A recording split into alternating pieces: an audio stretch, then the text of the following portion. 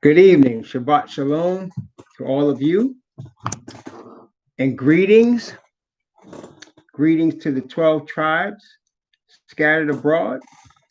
Greetings. Wait a minute. Greetings to the 12 tribes scattered abroad. What is this? Hold on one second.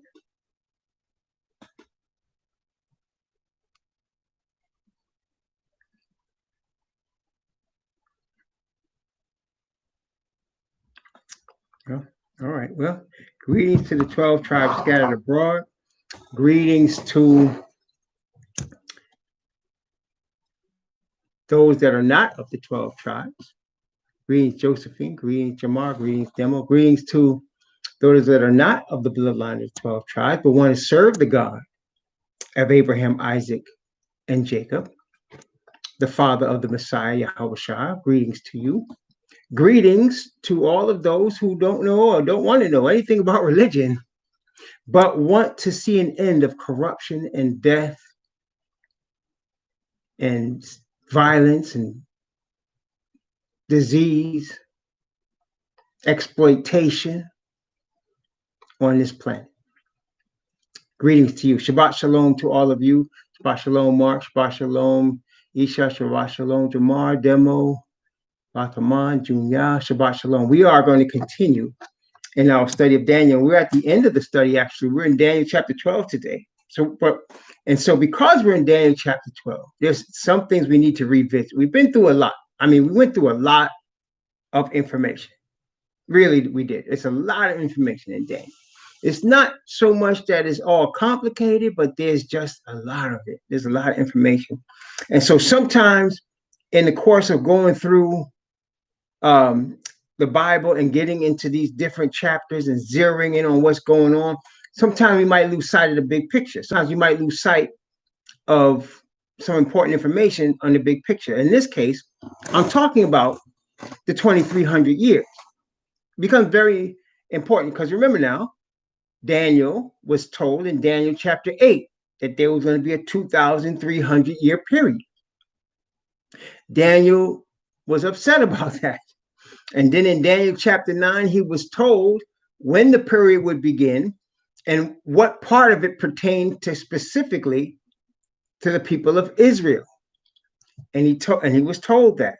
Then in Daniel chapter 10, we see that Gabriel was going to explain to him the rest of the 2,300 years. And that's where we are now. So Gabriel has been talking to Daniel from Daniel chapter 10 and in Daniel chapter 11. And then now in Daniel chapter 12, it's Gabriel that's doing all the talking.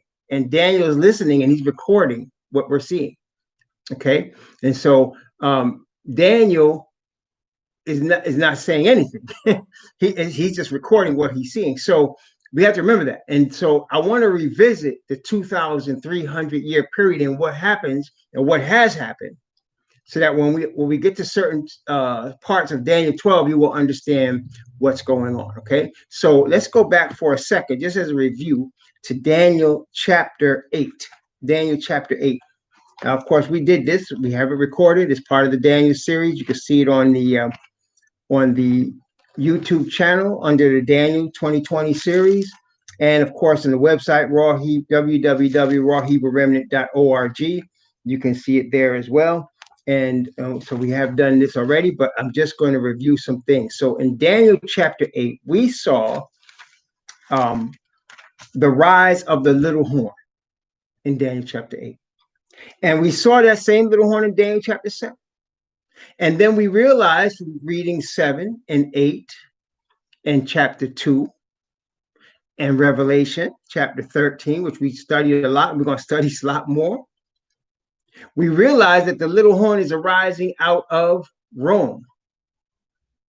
It's a religious power that was once a political and military power, but became a religious power out of Rome. And we know there's only one entity that fits that description, and that's the Roman Catholic Church. So in Daniel chapter 8, we saw more of this little horn. So let's take a look at it. Daniel chapter 8, let's start, let's see. We're going to start at verse 9. Daniel chapter 8, and we're going to read from verse 9 down to verse 14. Daniel chapter 8, verse 9 to 14. We're just reviewing what we already studied. And again, if you want more details on what we're going to go into tonight, because we're just reviewing, go back and look at Daniel chapter 8 in the Daniel series, and you'll get full details of the whole chapter. Okay. Daniel chapter 8, let's begin at verse 9. And out of one of them came forth a little horn, which waxed exceeding great toward the south, and toward the east, and toward the pleasant land. And it waxed great even to the host of heaven. And it cast down some of the hosts and of the stars to the ground, and stamped upon them. Yea, he magnified himself even to the prince of the host. And by him the daily sacrifice was taken away, and the place of his sanctuary was cast down. And an host was given him against the daily sacrifice by reason of transgression. And it cast down the truth to the ground, and it practiced and prospered. Then I heard one saint speaking, and another saint said unto that certain saint which spake, How long shall be the vision concerning the daily sacrifice and the transgression of desolation, to give both the sanctuary and the host to be trodden under foot? And he said unto me, Unto 2,300 days, then shall the sanctuary be cleansed. So we read this and we understood that in prophecy, the 2,300 days are actually 2,300 years. And Daniel understood this, and he was sick behind it. And we also understood now what this pertains to. So let's go over it very quickly now, because the little horn being Rome, the Bible says he would magnify himself to the prince of the host. Who is the prince of the host? Now remember, in this prophecy, as in all prophecies, the focus of the prophecy are the chosen people. The Israelite nation, the chosen people, are the focus of the prophecy. Okay? So whenever something's happening against people, it's against the Israelites. Okay? So it said, this little horn would wax great even to the host of heaven, and it cast down some of the hosts and of the stars to the ground, and stamped upon them. And he magnified himself even to the prince of the host. The prince of the host, the prince of Israel, is Messiah. Okay, he's the prince of Israel. And he's a prince until he receives a kingdom. And then we saw in Revelation chapter 19, he is what? King of kings and Lord of lords over the earth, because he has received the earth as his kingdom from his father, which we saw also in Daniel chapter 7 and in Revelation chapter 5. Okay, so then the Bible says that this little horn magnified himself above Messiah. And by him the daily sacrifice was taken away. Now, let me explain. We understand this little horn is the Roman church, the holy, they call it Holy Rome. But it was the Roman Empire. Okay? And both of them fight against Israel. And I'll give you an example. So Herod was king in Jerusalem. He was working for Caesar. In other words, he answered to Caesar, Rome. And when Messiah was born, what did he try to do? He tried to kill him. Okay, so in that sense, a representative of Rome was trying to kill the chosen one of Israel. Okay, so the devil, and this is a spiritual war, we understand, so that we have our Satan always trying to destroy Messiah. And anything that represents Messiah, which is his people. Okay, so here, this power magnified himself against Messiah and against the people, and took away the daily sacrifice. What happened? That happened on several points. Several points. Well, first, let's talk about the daily sacrifice. We understood as we studied that while Israel was an independent nation under the Most High, when the prophets were there, when David was there, when the kings of Judah were there, when the Levites practiced what they were told to do, there was a sanctuary made. And there was an outer court of the sanctuary. And in the court, they had a giant altar of brass, covered in brass, with 4 horns on the corners of it. Twice a day, they would sacrifice an animal at that altar. Twice a day, every day. Okay? They would sacrifice an sacrifice an animal on that altar. Then behind that altar, there was a little building with 2 parts to it, 2 apartments in this small building. The first apartment, when you walked in, the first room had a table covered in gold. And every day, 12 loaves of bread were placed on this table, fresh every day. Across from the table, in this apartment, were 7 candlesticks covered in gold, always lit. As you walked toward the end of the apartment, there was a curtain that led to a second part of the apartment, an inner part. Right outside that curtain, there's a small altar, very small. And it had also covered in gold, where the one outside was covered in brass, but everything in this first apartment is covered in gold. And on this altar, this small one with 4 horns on the corner of it, but this covered in gold, they had continually burning incense. And the incense was specific as to what was it made out of. It was specific. And no other incense in the land could be made the way this one was. It was specific for this altar. As a matter of fact, if anyone was to make this mixture for any other reason, they'd be put to death. So this was specifically for that altar. Now, that first apartment is called the holy place. When you go through that curtain, inside the second room, there was an ark. To make it simple, it was like a box, but they called it an ark. And the box had a top that covered it. The box, by the way, was all gold. And it had a top that covered that could be lifted up and put down off the top of the box, which is called an ark. Inside of the box are 2 tables of stone that had the covenant written on. And the cover over the box, on each side of the edge of the cover, there was a golden angel, and they faced each other, bowing over the box.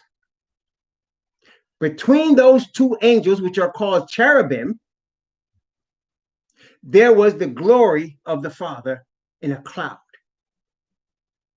Moses would go to the curtain, not inside, you go to the curtain of the first apartment every day. Aaron would go in there every day. Once a year, Aaron of the Levites, or one of his descendants, would go through the curtain, and he would bring with him 2 things. He'd bring with him a pot, or like a bowl with blood in it from the animal they killed. And in his other hand, he'd have a censer with part of the incense on it that he brought from outside in the first apartment. He'd go into that second apartment, the blood representing the sacrifice for the sins of the whole nation. The incense representing the prayers of repentance from the whole nation. And he would bring them before the Ark of the Covenant and confess the sins of the nation and have their prayers in his hand. And all of the sins that the nation had been confessing all year, twice a day, were taken out of the sanctuary in the spirit and forgiven. And the sanctuary was called cleansed. Once that high priest, Aaron, or one of his sons would leave, he would come out and he would place his hand on the head of a goat. And he would declare all the sins that had come out of the sanctuary he would declare them to come on the head of that goat. And that goat was taken out into the wilderness and left to die. Okay? That was the sanctuary, and that was the cleansing of the sanctuary. That's also found, by the way, if you want to go look it up, it's Leviticus chapter 16. So that happened once a year. So now in Daniel 8, the question, the two angels are talking, Daniel is listening, and the two angels say, how long are we going to allow these people to crush the sanctuary? So what does that mean? So Rome came and destroyed the temple, destroyed the altar, destroyed the sanctuary. That's what it says. The daily sacrifice was taken away. Okay? That was the first time that happened under Rome. Then, 500 years later, they created a new religion called Christianity. And they replaced the Israelite people with the people that followed Christianity. That was the second time the sacrifice was taken away. Because now, not only did they not have a physical sanctuary with a physical altar, they did not now have, according to Rome, access to the high priest, who's now not Aaron anymore, but it's Messiah, who was ministering in the heavenly sanctuary, by which the earthly one that I described was just a copy. The original that copy came from is in the third heaven. Messiah had ascended and was ministering there for Israel. But this new religion let people believe that the institution of the church is now your intercessor. And so the question was asked, how long are we going to allow this to continue? And it was answered, after 2,300 years, then the sanctuary, the heavenly sanctuary, would be cleansed. Okay? Now, that 2,300 years, Daniel was shown, would begin in 457 BC. So if you took 2,300 years and you start at 457 BC, you end up in 1844. Now, the cleansing of the sanctuary, remember, if you recall, is called the Day of Atonement. It's called the Day of Atonement. It happens in the Hebrew year, in the 7th month of the Hebrew calendar, not the Gregorian calendar, so don't look at July. Generally, the 7th month of the Hebrew calendar is somewhere between September and the end of October, depending on the order of the moon phases, which change year to year. So in the 7th month, in the 10th day of the 7th month, on an annual basis, the sanctuary would be cleansed. So Daniel was being shown at the end of the 2,300 year period, the sanctuary would be cleansed in 1844. Now, the beginning, when the priest would walk into that second, remember, it's called the Day of Atonement. So the priest would walk into that second apartment, that would be Messiah now, because the Bible tells us in Hebrews, it was the Levitical priesthood, but now it's the tribe of Judah, after the order of Melchizedek. Melchizedek is Malach Asadak, which means king of righteousness. So, with Messiah now performing the high priestly duties, in 1843, he would enter, because remember, a day in Bible prophecy equals a year. That's important as we study in Daniel 12. A day in Bible prophecy equals a year. So Messiah would be entering into that second apartment in 1843, and he would leave in 1844. Now, in the Hebrew year, after the Day of Atonement, on the 10th day of the 7th month, at the end of that day, 5 days later, on the 15th day of the 7th month, of the Hebrew calendar, there would be a feast. And the feast was called by two names. It was called the Feast of Ingathering, and it was also called the Feast of Tabernacles. Why? Because it was considered the end of the planting year in terms of harvest, in terms of harvesting crops. They would take all that they harvested and bring it to Jerusalem and have a party. Okay, in the 15th day of the 7th month. And they called it the Feast of Tabernacles because they would bring palm branches with them and different branches, and they would make tents out of the branches. And it represented when the children of Israel were traveling through the wilderness for 40 years. And that it was representing they would no more have to travel because they were home in the promised land. So Messiah, having entered into the most holy place in the third heaven in 1843 and was ready to come out in 1844, we should have expected his return by 1848. But we didn't get it. Why?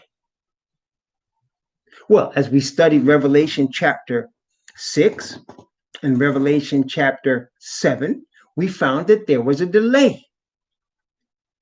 And the delay was caused because the Father was prepared to come back. He was prepared to send Messiah back 1848. But he held him up because the 144,000 were not sealed. Because in 1848, brethren, the 144,000 descendants, were the great-great-great-grandparents, were in chains because the Israelites were in slavery. Therefore, they could not be sealed. They weren't prepared. The Father letting us know that all things are ready except the 144,000. And so Daniel chapter 12, actually Daniel 11, and we're going to look at that, alluded to the 144,000. And last time when we studied Daniel chapter 11, at the end of it, remember last time we talked about Elijah. Because Elijah is a sign of the 144,000. So when you study Elijah's life, you're seeing the end of all things on this planet. Because the order in which things happen to him is the order in which things will happen with us.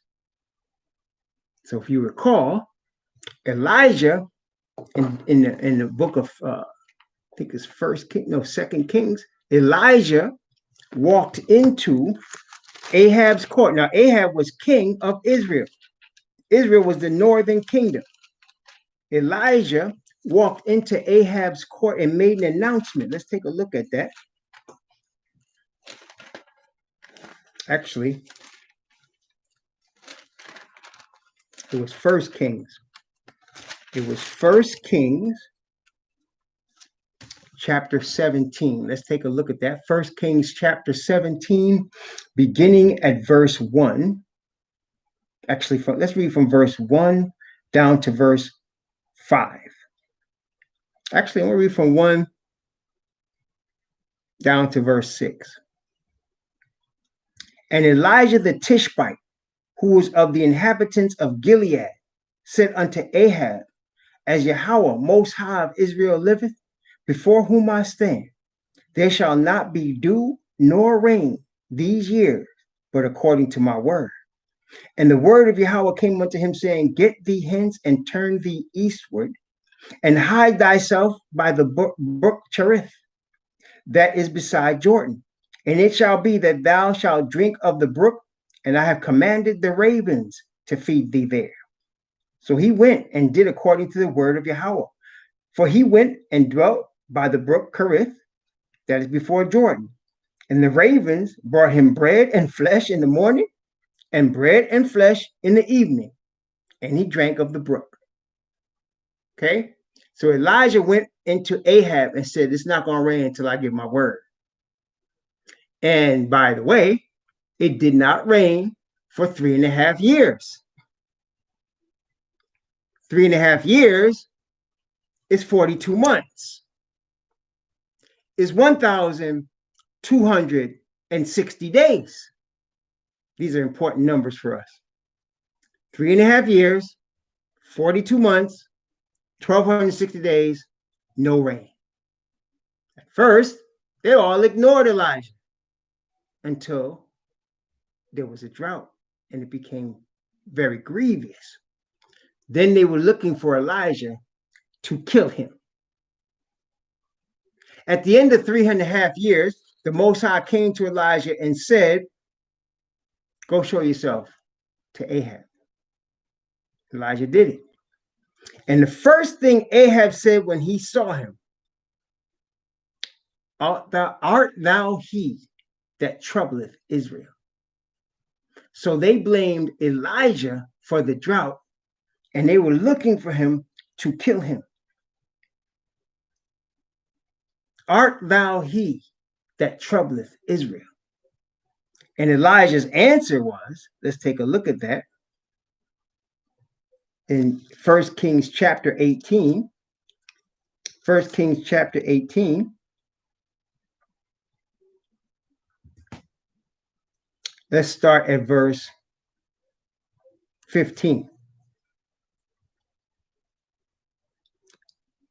And Elijah said, as Yahweh of hosts liveth, before whom I stand, I will surely show myself unto him today. Talking about showing himself to Elijah.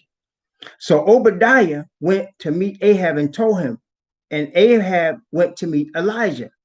And it came to pass when Ahab saw Elijah that Ahab said unto him, art thou he that troubleth Israel? He blamed the drought on Elijah. Listen to Elijah's answer. And he answered, I have not troubled Israel, but thou and thy father's house, and that ye have forsaken the commandments of Yahweh, and thou hast followed Balaam. Baal means Lord. Thou hast followed the Lord. They served the sun god, Baal. And that's why there was no rain for 3.5 years. And they blamed Elijah and was looking to kill him. So you might ask, well, why did he show himself to Ahab and not get killed? The Most High said, go show yourself to Ahab. The Most High was protecting Elijah. What happened next? Elijah told Ahab, go get all the prophets of Baal, all your false reverends and teachers. Bring them to Mount Carmel. And there was a contest between Elijah and the prophets of Baal. They set up 2 altars. They killed the animals. And the deal was, whoever's God answers by fire is the true God, because these were all Israelites and they were following Baal. So the prophets of Baal jumped all over the altar all day. They were cutting themselves and yelling, oh, Baal, hear us, and nothing happened all day. As the sun was setting, Elijah got on his knees and prayed to the Most High. As he prayed, fire came out the sky and burned up not only the sacrifice on the altar itself, and they had dug a ditch around the altar and put water in it. It burned up all of that. And the people that saw it got on their faces and they said, Yahweh, he is the Most High. Yahweh, he is the Most High. They killed the prophets of Baal. And then Elijah went and prayed again for it to rain. 7 times he prayed, and it began to start to rain, and the Spirit got on Elijah. Now Ahab was a king, and he had a chariot with horses. Ahab was getting ready to go back to the palace. Elijah ran in front of the horses and led Ahab and his horses, outran the horses back to the palace. Ahab went into the palace and told his wife, the adulteress and evil, wicked Jezebel, the worshipers of Baal, what happened. And Jezebel said, I'm going to kill Elijah. Now Elijah ran for his life. And angels fed him in the wilderness. And then he went 40 days with no food in the wilderness. And soon after that, he was translated that he should not see death. This is a representation of the 144,000. And this is how things are getting ready to happen. Okay, this is how things are getting ready to happen. Only this time it's not just a drought of water. There'll be no Spirit of the Father, and there'll be plagues falling upon the earth. And they will blame the 144,000 who have warned them of these plagues and want to kill them. And like Elijah, we will be in the wilderness being provided for by the Father. Okay? Until the return of Messiah, and the prophets of Baal will come at us and they will be destroyed. That's Revelation chapter 19. That's Ezekiel chapter 39. So that is where we are. When Michael stands up, or Messiah stands up, that's when all this comes off. Okay? So now let's go back to Daniel chapter 11 and let's look at what we finished off last week in Daniel 11 at the end of it. Now, let's remember, we're in a spiritual war. We're in a spiritual war right now. This is a spiritual war. It's Asatan's spirit of deception against the Father's spirit of perfect righteousness. Let me say that again. It's Asatan's spirit of deception against the Father's spirit of perfect righteousness being represented through Messiah. Messiah is the representation of the Father's spirit. He is not the Father, but he is the representation of the Father's spirit. Why? Because he is appointed by the Father to be the high priest to intercede between the Father and his chosen people on the planet Earth, so that the chosen people's sin are hidden through grace because of the perfect righteousness of Messiah. The Bible says, y'all have made Messiah to be sin for us, who knew no sin, that we, his people, might be made the righteousness of Yah in Messiah. That's 2 Corinthians 5:21. So now in Daniel chapter 11, we're going to see the object now of this whole thing, of this war. Satan wants people worshiping him. And he's got that pretty much right now. He's got the whole earth worshiping him. The only people not worshiping him are the awakened Hebrews. The Hebrews that are awakening as to who they are as the chosen people. Their awakening signals the end of Satan's kingdom. Okay? Their awakening also causes some Gentiles to be saved. In fact, whosoever hears the word that comes from the 144,000 will be saved. But only a remnant will hear. Only a remnant. It's always only a remnant. 8 people were on board the ark of Noah. Elijah was by himself, but then there were 7,000 others he didn't know nothing about, but that was a small number compared to the millions of Israel. Okay? So there's always a remnant. That's all. Why is that? Satan deceiveth the whole world, and most of the people follow. Okay? Most of the people follow. And most people don't realize that. Most of the events, things that take place on this planet are designed to put your eyes on something other than Messiah and the Father and his word. Very few will seek the perfect righteousness of the Father. Why do I keep saying perfect righteousness? The Bible tells us that everything about the Father is perfect. It also tells us that the Father's righteousness delivers us from sin. It also tells us that the faith delivered to us through Messiah is the Father's righteousness. So when we're contending for the faith, we are contending for perfect righteousness.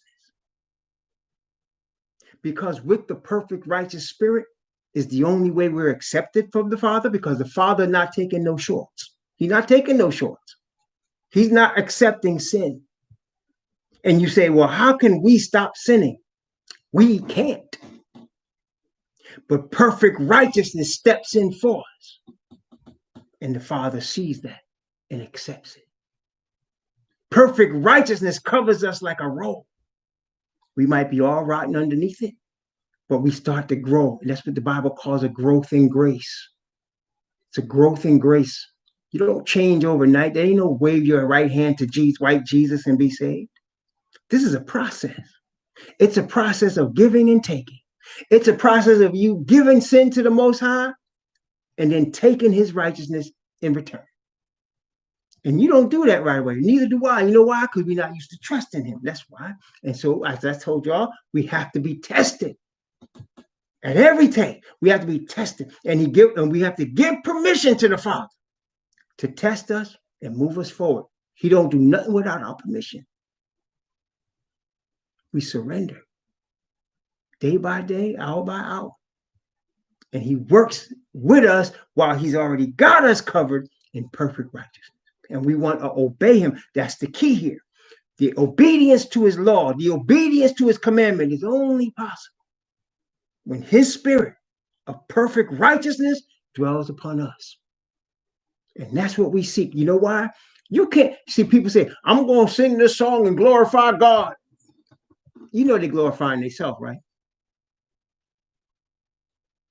I'm going to use what I have to glorify the Father. There's only one way on the planet you can glorify the Father. There's only one way. Obedience. Let us hear the conclusion of the whole matter. Fear Yah and keep his commandments. This is the whole duty of man. That's all he wants from us. Obedience. You can talk all you want. He wants obedience. And we can't give him that unless we have his spirit on us. And he knows that, but he needs us to ask him. He needs us to approach him because that's giving him respect. You understand? Just like an earthly father, you know? Your earthly father, if he's a man, he wants his children to respect him. Does he not? Does he not? I remember once, for years, me and my father had art. We had art for years. And he would never approach me. And I was mad. I was angry. And then I realized I had to humble myself and approach my father. Then we got along because he's the father. He said he ain't coming after me. I need to go to him. And that was showing respect. Same with the Heavenly Father. We need to show respect. So he needs you to come to him and ask him for the righteousness that he knows he can give you so that you can do what you need to do to render obedience to him. And that's how you glorify him. That's how you glorify obedience. And we can't bring it without spirit of perfect righteousness. So that's why I say the people of planet Earth that are seeking the spirit of perfect righteousness from the Heavenly Father, those are his. You know what the Bible say, right? You know what it say? What it say? It said, Yahweh knows them that are his. 2 Timothy chapter 2. It said, he knows them that are his. And then it says, who are his? That everyone that nameth the name of Messiah depart from iniquity. Very simple, isn't it? And it starts with the receiving of perfect righteousness of the Holy Ghost. Holy Ghost not given for you to wag your tongue all over the place and act a fool. It's given for obedience. Okay? That's the glory to the Father. So that when it's all said and done, and you be on this planet and it's going to be done over because it's been tainted now, right? It's been polluted and messed up. Father going to fix it. And when he does, you ain't got to worry about anything being stolen. You ain't got to worry about somebody lying to you. You ain't got to worry about somebody hurting you. You ain't got to worry about somebody disrespecting you. You ain't got to worry about somebody committing adultery or somebody wanting something you got or you wanting something. No, that's all done. There'll be no more temptation. There'll be no more death. That's glory to the Father. Because all the souls that'll be in the kingdom will have his spirit on them permanently. It'll be a permanent part of their character. Imagine that. That's called grace. Because none of us deserve that. So it starts, though, by his word to his chosen people, the true Israelite people. And from that people, anyone that listens to them and hears the truth and responds to that spirit of perfect righteousness will be saved. And it's going to be difficult for people to do. Why? Because the chosen people are the lowest people of the planet. They're the poorest. They're the most diseased. They're the most imprisoned. They're the most maligned people on the planet. They're public enemy number one, especially the males. The males of the chosen people are public enemy number one. Why? Because the male, our Satan knows, the males of the chosen people represent Messiah. Man was made in the image of the Father. Woman was made in the image of the man. So he hates the man, especially the Israelite man. Hates him. That's why you get strung up on trees and shot in the street. You don't realize we're in a war and you're walking into an ambush. You understand? Can you imagine? You're in Vietnam or you in Afghanistan and there's a war going on and you just decide to take a stroll in the middle of a war zone. What's going to happen to you? You understand what I'm saying? Because you're not recognizing you in a war. You're going to get blown to bits. And what's going on now? People are not recognizing. We're in a war, brethren. This is a war, man. And the spirits that's fighting manifest themselves in physical ways. Okay? And the angels that protect us are there to protect us when we're calling on the Father. That's where we're at right now. And so at this point in the war, all things are prepared. And what the Father is getting ready to allow, he's getting ready to allow this whole and he's already seeing it. You've seen it. Look, I ain't got to tell you we're in a one world economic system. Do I? I don't have to explain that to you. Do I? You should be able to see pretty clearly, right, that we're in a one world economic system. You can see that, right? I don't have to explain that to you. Okay? But I do need to tell you we're also already in a one world religious system. Oh, yes. Let me ask you this. No matter what religion, let's say Jehovah's Witness, SDA, Christian, all the Christian ones, then you got the Muslim one, then you got the Hindu one, then there's the Ashkenazi Jews, the Judaism. If you took one of them, right? If you took each one and you took one of them representative of their religion, okay, and you asked them, do all of us serve the same God? What do you think they'll say? If you said to the SDA, if you said to the Baptist, if you said to the Muslim, and you could take the Sunni Muslim, the Kurds, you take all of them, and then you take the Catholic, and then you take the Hindu, and then you take the Buddhist, do we all serve the same God? They will say yes. We all serve the same God. And they're right. It's Asatan. And they don't realize it.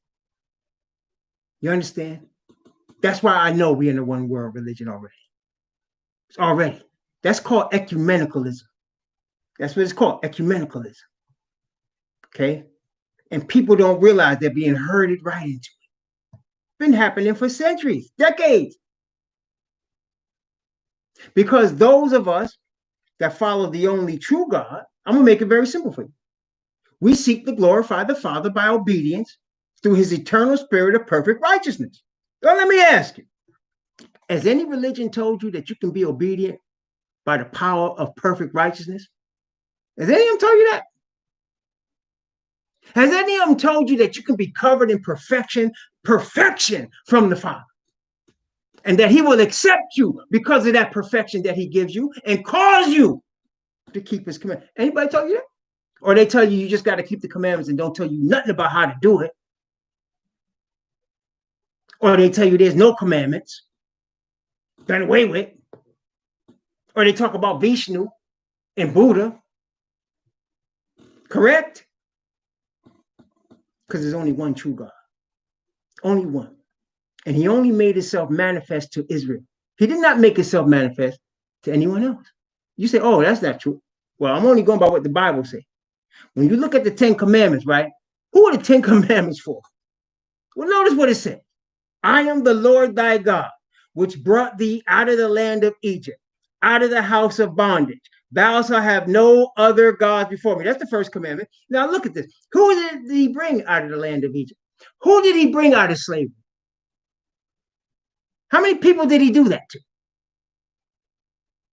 I am the Lord thy God, which brought thee out of the land of Egypt, out of the house of bondage. How many people fit that description? And then he said to Amos, you only, Israel, have I known among all the families of the earth. That's what he said. Look it up for yourself. Amos chapter 3, verse 1. You only have I known of all the families of the earth. Then he told Moses, I have chosen Israel as a chosen people above all the people of the earth because of my promise to Abraham. So the situation is such like this. He chose the chosen people of Abraham. They sinned against him and went into slavery. And because they did, the little horn decides to take their place. All prophesied. So now we're in a situation where the little horn has manifested a one world government. We're in a one world economy. We're in a one world religion. He's already manifested. Okay. He's getting ready to enforce certain laws that tend to favor the one world religion. And I'll tell you how it's going to happen. And let me tell you something. When Asatan does something, he doesn't do it so that he has to like grab you and force you to do it. The way he causes you to do it is he has you begging for it. Like he has people begging for their enslavement. Oh, yes. He has people begging for it. I'm going to tell you about the vaccine. Let's talk about the vaccine for COVID, right? It's not the mark of the beast, brethren. Okay, don't let anybody stop. Anytime something new comes out, it's always in 2008 when the economy was crashing, people from all the churches were talking about this is the end of the world. Like, tell me y'all, some of y'all old enough to remember, 2008, I had people coming to me saying, brother, should I sell everything I have right now? Is it time to go in the wilderness? And I said, no, this is not it. And people were angry at me. Brother, how you saying that? You want them saying the time is not yet. You're the unbeliever. Because the economy was crashing, Wall Street was going crazy, and everybody was like, this is the end of the world. And I told them then, this is man-made. When it's man-made, you don't have to worry about it. COVID is man-made, brethren. You ain't got to worry about it. Okay? But let me just show you what is going on. So they man-made this COVID. They put it out there. It's killing mostly black and brown people, and that's by design. Okay? So now it's been killing people and causing families to lose fathers and mothers and children. People can't even go to the funeral.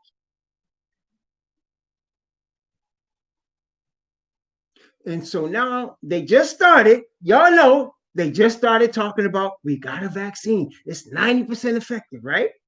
And the people are begging for it. Begging for it. You watch. When they come out with this vaccine, there's going to be lines for miles. You understand? That's just see, I'm trying to tell you something. It ain't don't worry about the vaccine. I'm telling you, I ain't worried about it. See, I'm not going to take it, but if they said to me, you need to do it to keep your job, I'm going to take it because it ain't going to do nothing to me. I'm trying to tell you, I'm not worried about it. Because this is a practice run. They're training you for when the real deal comes, you'll beg for that too. Look, let me tell you something else. Let me tell you something, man. 9/11. Some of y'all was old enough to remember 9/11, right? They put a picture of this dude with a towel on his head, right? And all of a sudden, all these Caucasians killing Muslims. One of my best friends growing up, his sister married a Muslim. She converted. He in Texas driving to work, and he's a Muslim. Sniper on the side of the road, murdered him. Nobody ever got arrested because they was all afraid of Muslims. Brethren, that was a practice run. When it comes to, just imagine if you're an Israelite and you're not going, see, Israelites, we don't go to no church. We're not nobody's religion. We're Israelites because that's the Father named our father Jacob Israel. That's why we Israelites.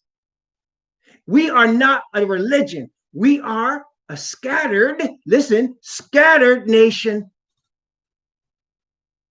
who follows the only true God.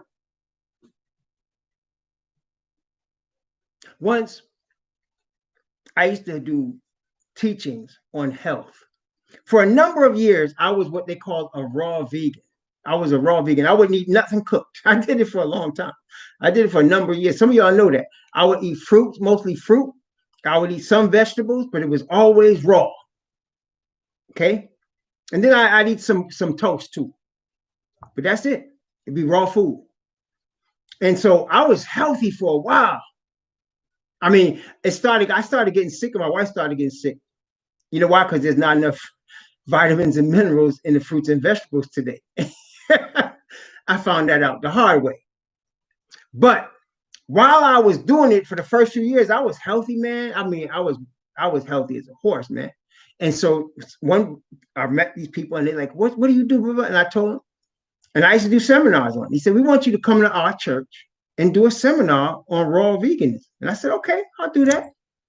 They said, they said, we got to talk to our pastor. They talked to the pastor, and they came back to me, and they said, call the pastor and make arrangements with him. So I called the pastor. And at that time, I was a Christian, but I wasn't going to a church. It was on my way to where I am right now. The Most High was leading me. And one of the first steps, what he was showing me, I'm not in these churches. So I was not going to any church. I had church at home with some brethren, a few brethren. We would just get together on Sabbath, study the word, fellowship, eat, all of that, take our kids out into the woods, stuff like that. Because we wasn't going to no churches, but we were still Christians though. So I called the man, and he said to me, this is what he said. He said, what church do you go to? And I said, understanding where he was, I said, we home church. We have a little home fellowship. I said it like that. He said, oh, no, you can't. Home fellowship. He said, you can't come here. I said, why not? He said, no. He said, I need you to join a denomination church. He said, I don't even care which one it is. Join any one you want. But unless you're part of a denominated church, you can't come here. Dress rehearsal.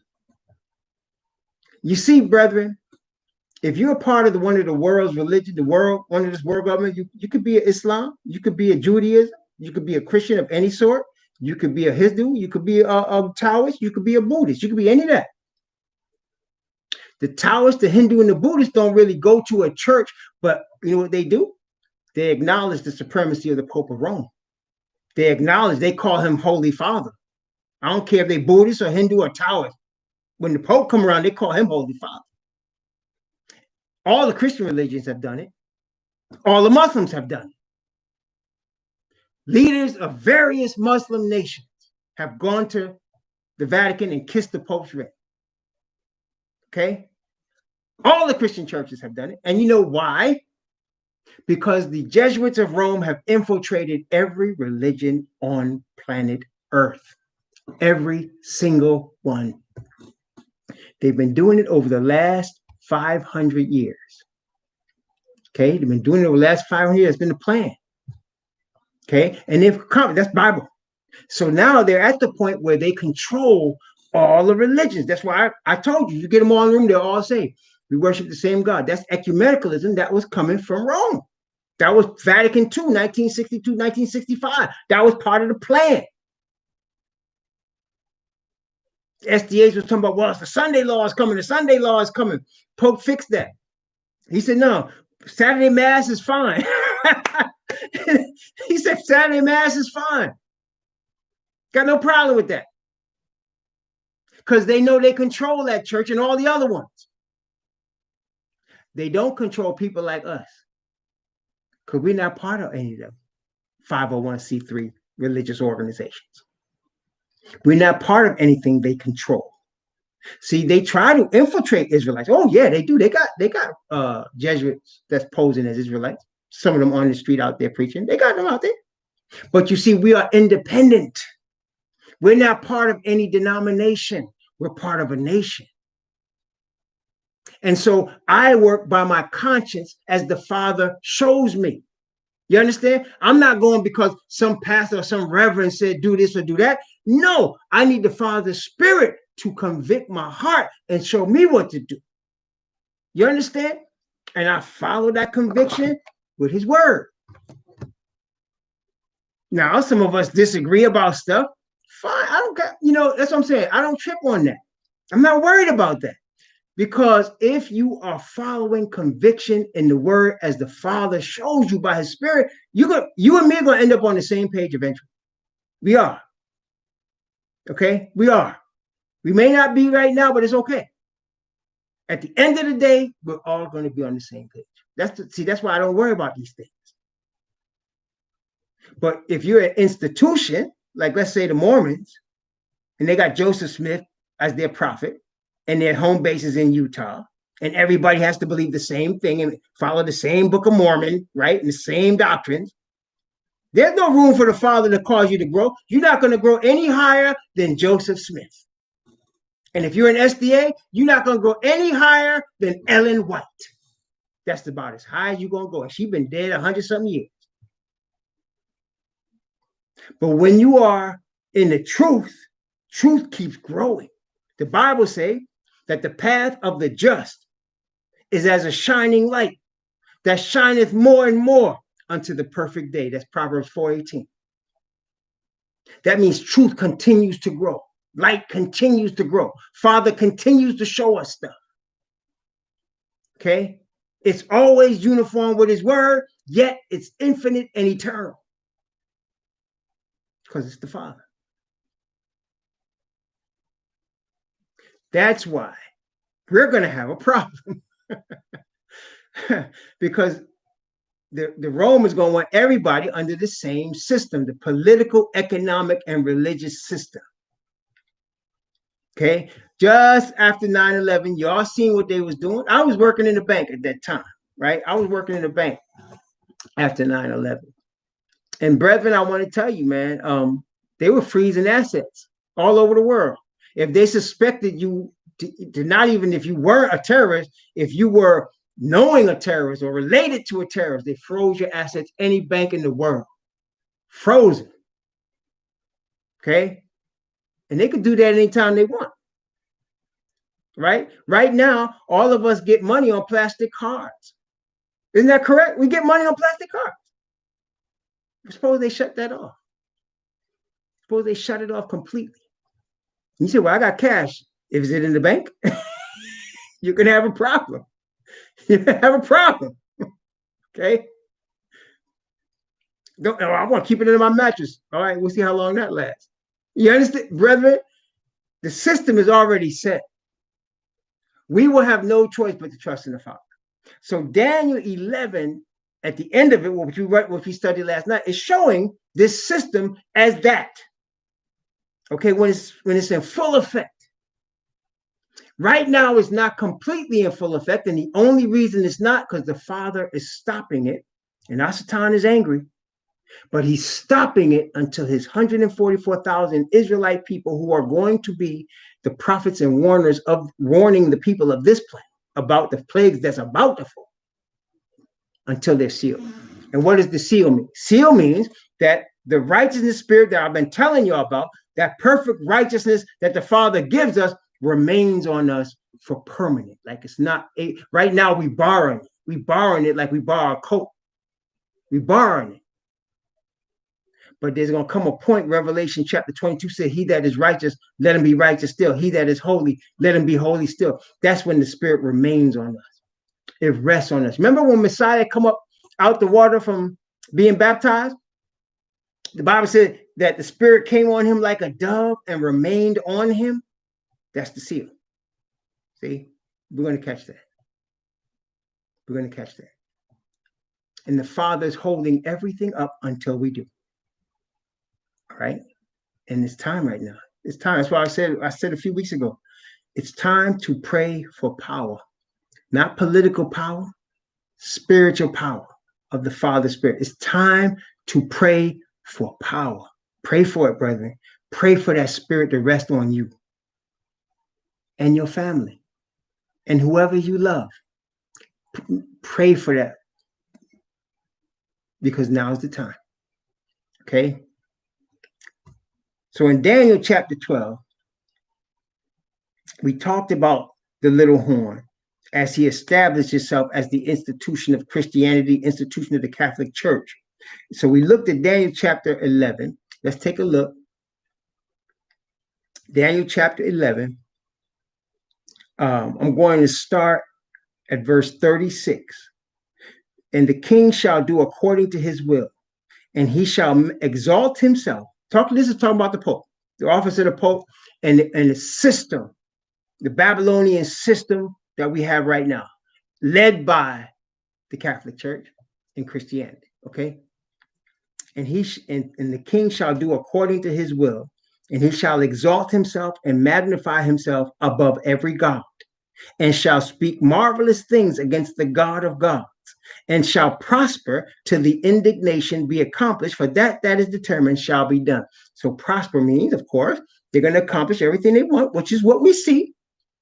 There's a one world economic system. There's a one world political system. There's a one world religious system. It's already here. It's prospered in how they want. And look, who's prospering in it? They call it the 1%. These are Asatan's chosen men, the 1%. The Walton family, okay, Bezos, okay, Microsoft, the guy called the head of Microsoft, Bill Gates, okay, all of these cats, the Koch brothers, and there's many others like them. You don't see them all. You know, the Rothschilds. These guys are chopping the food chain underneath the Pope, who's underneath Asatan. Okay, the rest of us are just nothing. They call us Goyim, whereas the Bible calls them Goyim. They call us Goyim. Okay, because they run the money. See, this is the thing. We all out here working our butts off for $1, right? Ain't nothing wrong with that. But where that money come from? It's printed in the Federal Reserve and given to the U.S. Treasury at interest. Federal Reserve is a private bank. They can print money or take away money. You keep hearing them every time there's a crisis. Who they mention? They don't mention the Treasury. They mention the Federal Reserve. Private bank is not run by the government. And if you notice, every chairman or chairwoman of the Federal Reserve is an Ashkenazi Jew. Every single one of them.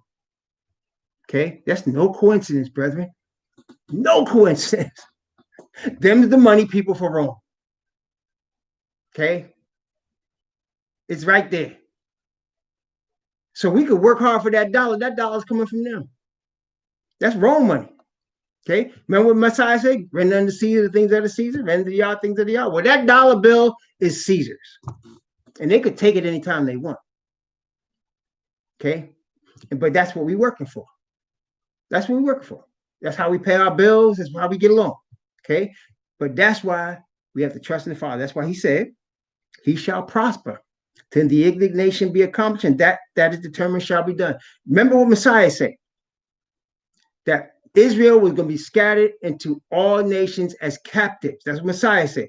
We're going to be scattered as captives, taken captivity into all nations by the Gentiles until the times of the Gentiles are fulfilled. It's coming to the end of their time right now. That's right. Easy rate. But money they was talking about at that time was real gold. It was real gold and silver. What do we have now? Paper. Isn't that right? The money they was talking about, right? At least it was gold and silver. What we say now? Hey, listen, have y'all ever heard this? Yo, man, listen, yo, man, I gotta get this paper. You ever heard that?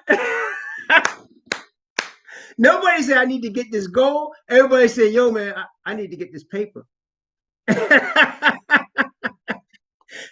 You see what's going on, right?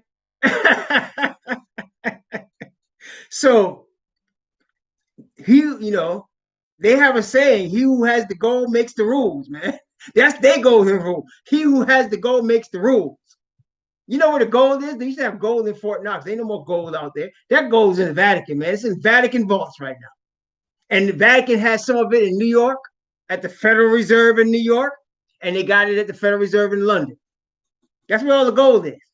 Any gold they get, that's where they have in bars at. Billions and trillions of dollars worth of gold.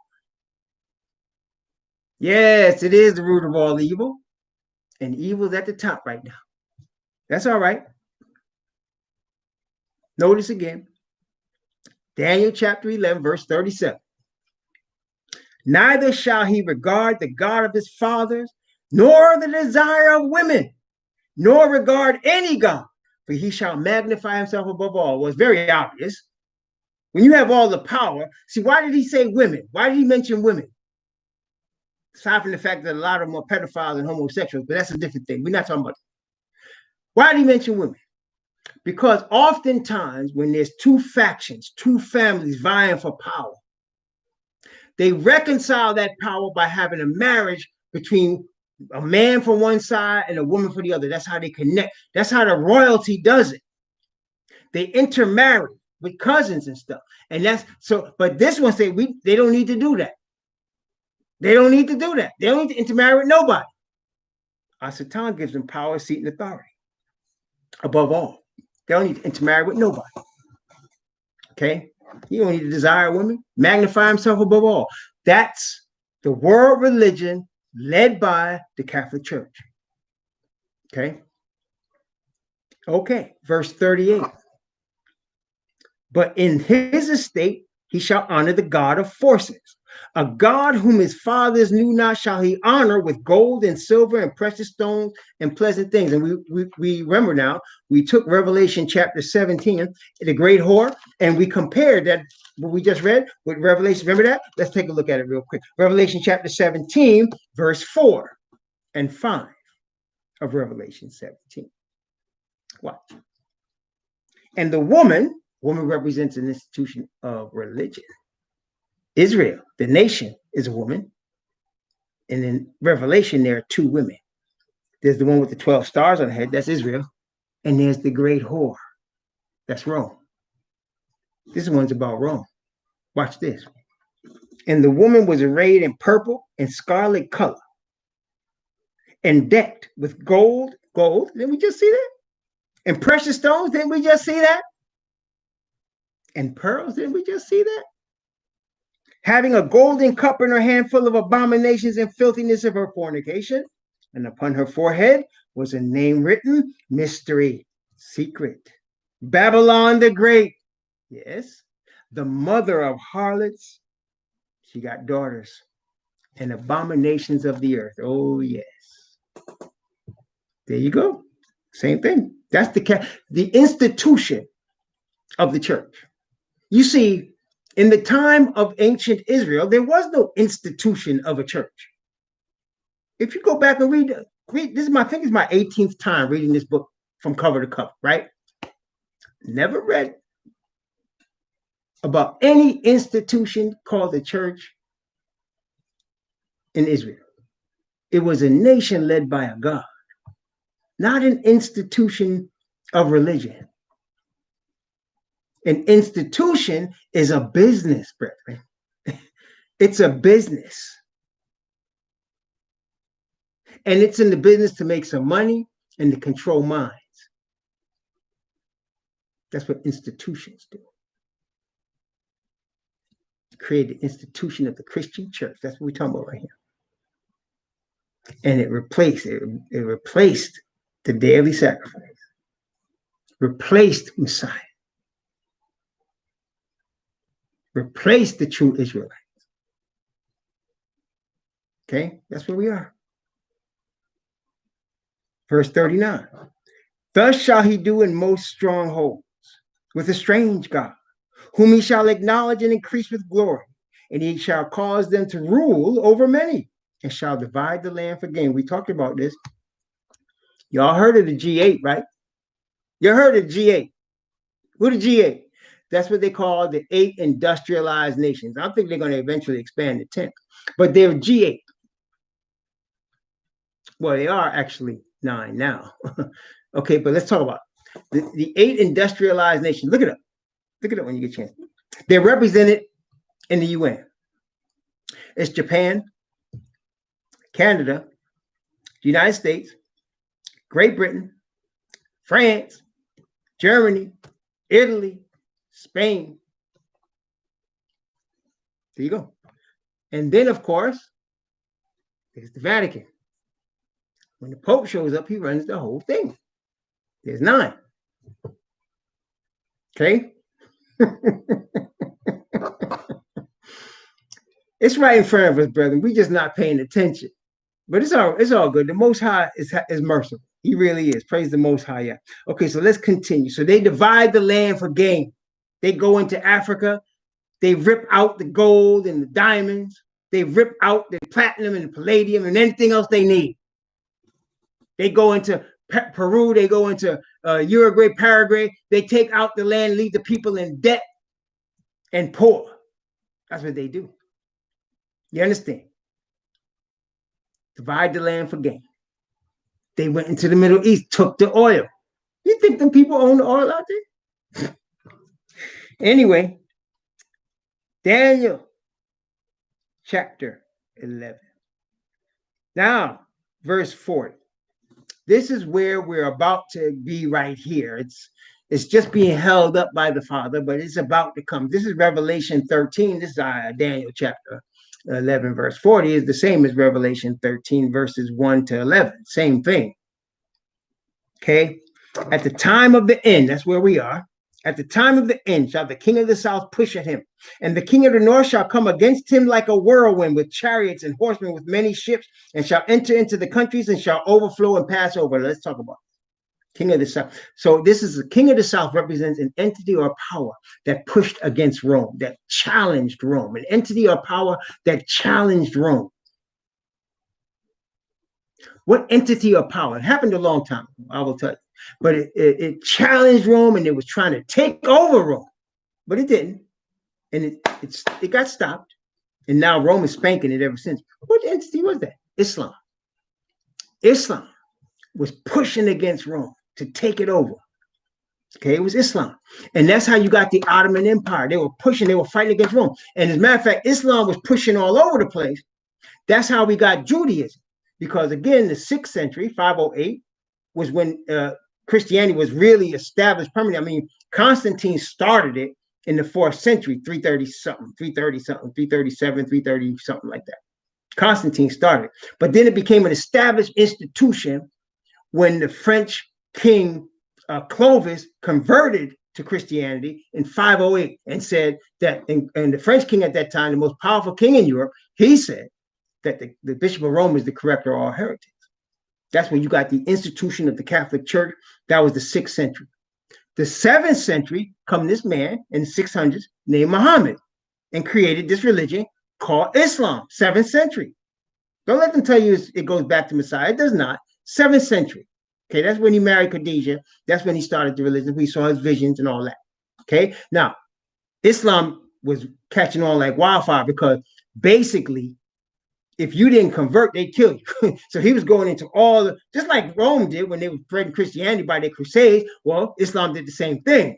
Went into North Africa, went into what we, India, went into all these places, what we call the Middle East. And if you wasn't converting, you was gonna die.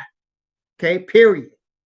That's where you get the sub-Saharan slave trade. We know about the transatlantic slave trade, but there was also sub-Saharan slave trade because of the Muslims. Okay, talking about religion of peace. Them cats would slice your head off. Okay, so now they were pushing, and they were pushing now into Russia. And there was a land there. Before it was called Russia, it was called Khazaria. Khazaria. And they were trying to get the Khazarians to convert to Islam. Meanwhile, Christians, the Pope's representatives, trying to get the Khazarians to convert to Christianity. Khazarians said, I'm going to take plan C, and we're going to call it Judaism. And that's what they did. And so the 6th century, you got Catholicism and in the institution of Christianity and the Christian church. The 7th century, you got Islam. And in the 8th century, you got Judaism. Judaism ain't in the Bible. Please, will you please find me someplace in the Bible that has the word Judaism in it? Any place? Can you please find me someplace in the Bible that said Abraham created a new religion? Any place?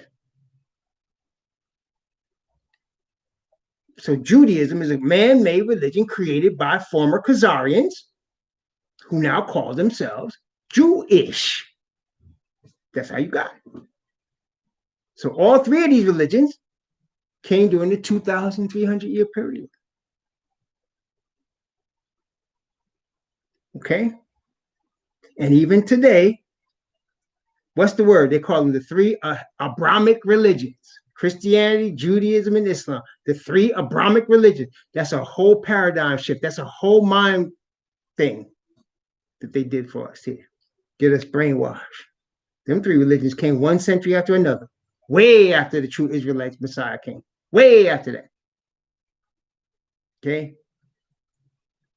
So that is the establishment of that thing. So now, at the time of the end, Islam pushed at them, but what has happened since?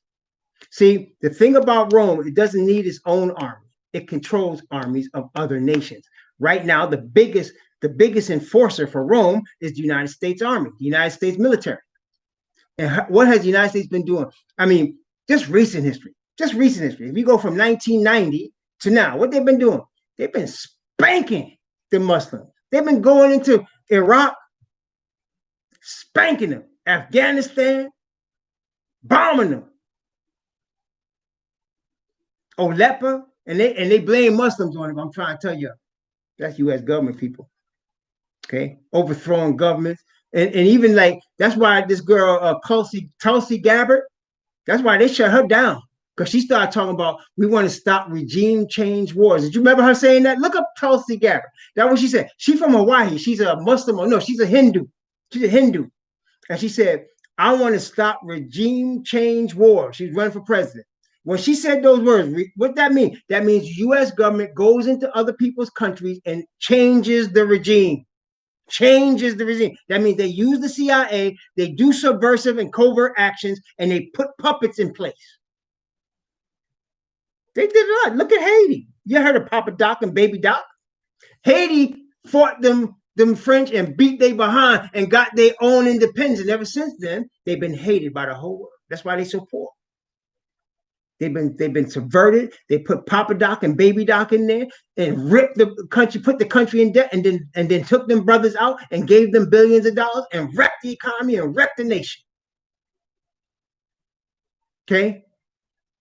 And they've been doing that. They do it all over the world. You think Boko Haram in Nigeria, killing little kids for Islam? Come on, man. Come on now. That's at the behest of the so-called Holy Father. Oh, yes. The Bible shows us everything, man. The world won't believe it. They don't care if they believe it. I see it in the Word. It's all good. That's why it's called prophecy, because the Most High lets his people know before anybody else understands. See? At the time of the end shall the king of the south push him, and the king of the north shall come against him like a whirlwind, with chariots and with horsemen and many ships, and shall enter into the countries, and shall overthrow and pass over. That's already happened. That's right. Verse 41. He shall enter also into the glorious land, and many countries shall be overthrown, but these shall escape out of his hand, even Edom, Moab, and chief of the children of Ammon. And I explained to y'all, look at Jeremiah chapter 49, chapter 48, and you will understand. The people that are in the land right now, like for example, Edom, Moab, and Ammon, the geographic area is now called Jordan. That's the nation of Jordan. Okay? That's the nation of Jordan. That's a good question, Easy Way. Give me a second and I'll answer that, okay? Yeah, that's a good question. But I'm in this other point right now. So let me finish this and I'll answer that question. He asked a good question. Okay, so the geographic area of Jordan, it was formerly Edom, Moab, and Ammon. That was three different nations. And we know all three of those nations were Semitic nations. Edom was Semite because they were born of Isaac, right? They weren't from Jacob, but they Jacob brother. And then you had Ammon and Moab, them Lot's children. That Lot is Abraham's nephew. Okay, so them Semites, they're not Israelites, but they Semite and they got land. They got land. Well, today that land is Jordan. And there are people actually moving in there thinking that because of this verse, they're going to be safe. Let me explain to you. Jeremiah 49:48, read it, because it tells you the original people that were in those lands have been scattered from those lands. The people there now are not the original ones. Okay, just like the people that are in the land of Israel, right? We understand those are not the original people. Just like the people in Palestine are not the original Philistines. All of those people have been scattered. The people that rule Egypt right now are not the original Egyptians. All of these people are mixed with sons of Japhet. Okay, they sons of Japhet. Just took over because Noah's prophecy. Japhet shall dwell in the tents of Shem. That's Noah's prophecy. That's what you see. So that all of them lands, they run by Japhet, man. They run by the Ashkenazis, the Edomites, the Edomites, the spiritual Edomites of the Ashkenazis. And they're all the children of Japhet. Jeremiah 48 and 49. Read it's those chapters. Read the whole chapter.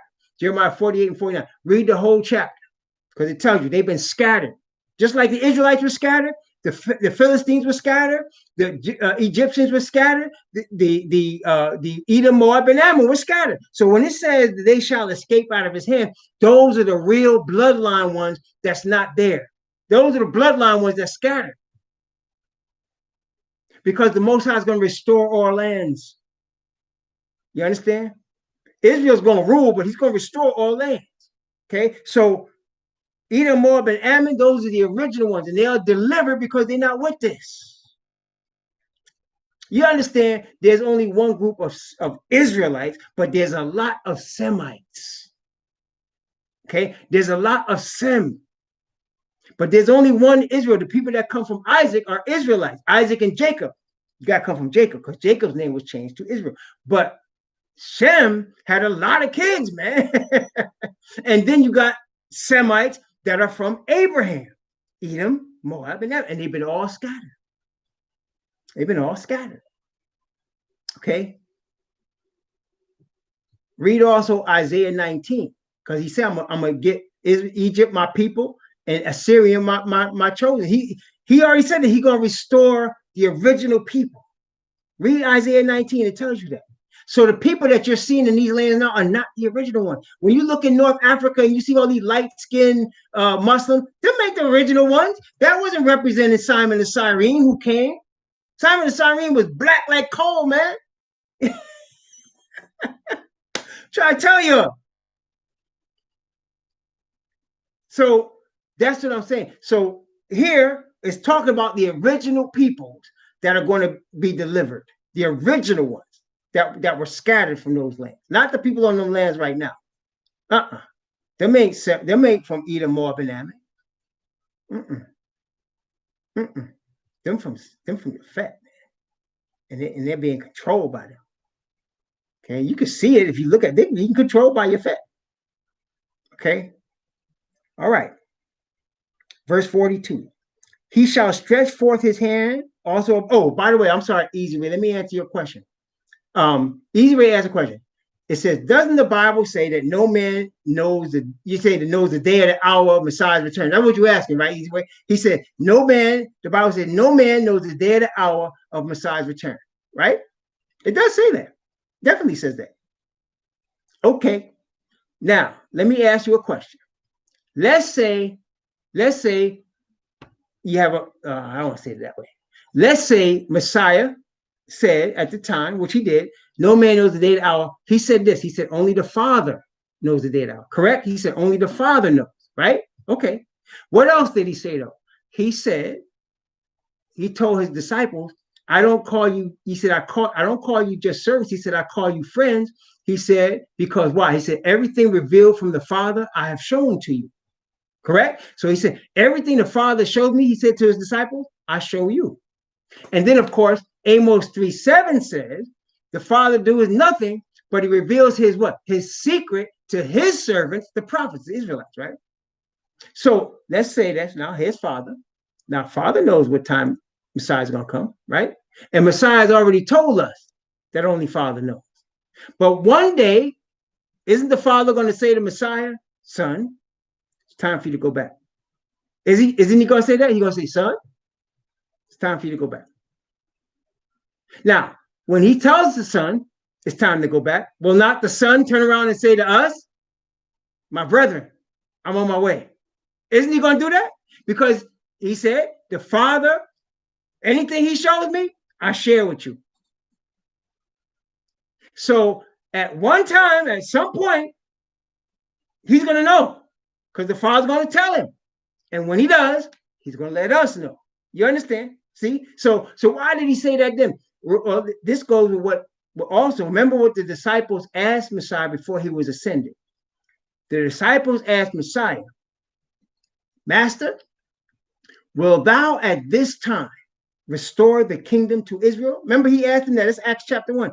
He said, Master, they said, Master, will thou at this time restore the kingdom to Israel? Because they was expecting him to restore the kingdom, the whole earth, to Israel. They was expecting that at that time. What did Messiah answer? He told them, he said, it is not for you to know the times and the seasons which the Father hath in his own power. So when he said to the disciples at that time, no man knows the day or the hour, at that time, nobody did. But in the future, we would know. You understand? Testing one, everybody got me? In the future, it would happen. That's what the book of Revelation is all about. The book of Revelation is the revealing of the Messiah. So whatever the Father has shown and is showing the Messiah, he's given to us, including when he's going to come back. Now, they didn't know that. They wouldn't know. He said, it is not for you to know the times of the season. That's what he told them, because it wasn't for them. It was going to be 2,000 years later. They wouldn't. See what I'm saying? They wasn't going to be around. He said, it is not for you to know the times of the seasons, which the Father has in his own power. And at that time, he said, no man knows but the Father. It's true. But in the future, we would know. Not everybody, his servants would know. Okay? The Bible says he revealeth his secrets to his servants, the prophets. And what we're talking about here is in Revelation chapter 10. We're going to study that when we study the book of Revelation. We're going to start the book of Revelation. It's been 2,000 years. It's been 2,000 years. Absolutely. Yeah. Okay. So, man, I can realize the time. I didn't even get in everything in chapter 12 I wanted to do. I want to read through. I'm going to finish chapter 11. We're reviewing. I'm trying to review a little bit more. So let's go through chapter 11, finish it, and then we'll start chapter 12 tomorrow. So now, verse 41. He shall enter into the glorious land. That's the nation. That's the land that we know to be Israel. The land hasn't changed. Okay, the people on it has changed, and so it says that the Christianity and the Pope are going to go into the land of Israel. What did he? Does the Pope have a palace there? Yes, he does. Yes, he does. Did not Donald Trump make an announcement that Jerusalem's going to be the capital of Israel? You know, Jerusalem's not the capital of Israel. Tel Aviv is. But he said Jerusalem's going to be the capital of Israel. And it drove the Muslims crazy. They were very upset about that because there's more Muslims in Jerusalem right now than anything else. And in fact, on the spot of the ancient temple is a mosque. And they were very upset when Trump said that. But that was from Rome.